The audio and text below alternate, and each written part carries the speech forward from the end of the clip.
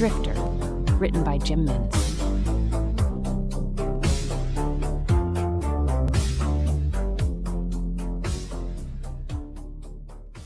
Where am I? The boy wondered as he wiped his mouth. He unstrapped the soldier's iron that had draped his body and sat with his legs held to his chest.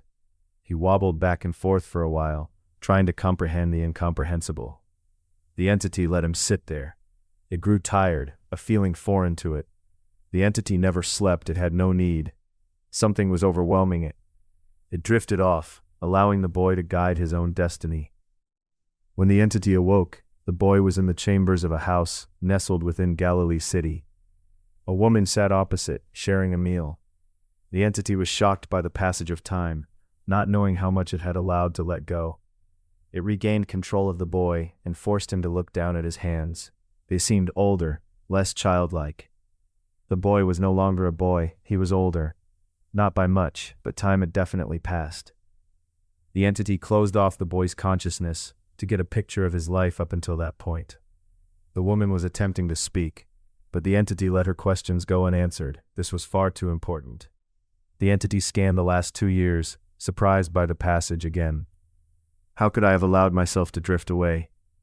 The boy entered Galilee and attempted to join local fishing groups by camping himself out on the banks and asking to join vessels.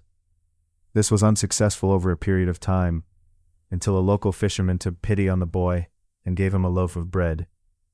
Up until that point, the boy was feasting on berries and figs grown on nearby shrubs that would not sell in the local markets.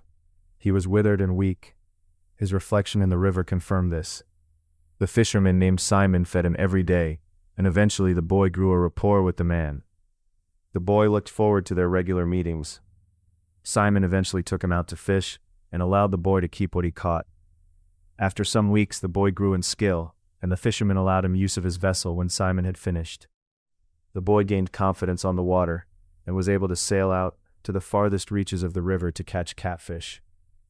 The boy would bring back more than he needed to sell on the side of the streets in the hopes this would attract a companion. "You can't do that, the soldiers will tax you," a woman said to him one day. "I'm sorry, I just caught too many today. I thought maybe someone could benefit," the boy replied. "I could benefit," the woman said. The woman invited the boy to stay with her. She was newly a widow and was keen for company. The boy was young, too young for her, but he had food and was skilled enough to get more. This alone was what drew her. They had a comfortable routine whereby she would provide a roof and a bed, and the boy would make sure there was food. The entity had seen enough. "What was that?" he asked the woman. "The tax collector came around again today. We need money." Tax? The entity thought about this. What was tax? It searched the boy's memories. The boy had no inclination of tax as a concept. The entity retreated from the boy, riding the dust to the woman. It attached itself to her cortex. She was widowed. She once had a child who was now being raised by another family. She was lonely. She treated the boy as her own, believing on some cosmic miscalculation that he was, possibly, from another life maybe, destined to live with her, to care for her. She was delusional. The entity searched her mind for tax. It retrieved the information it needed.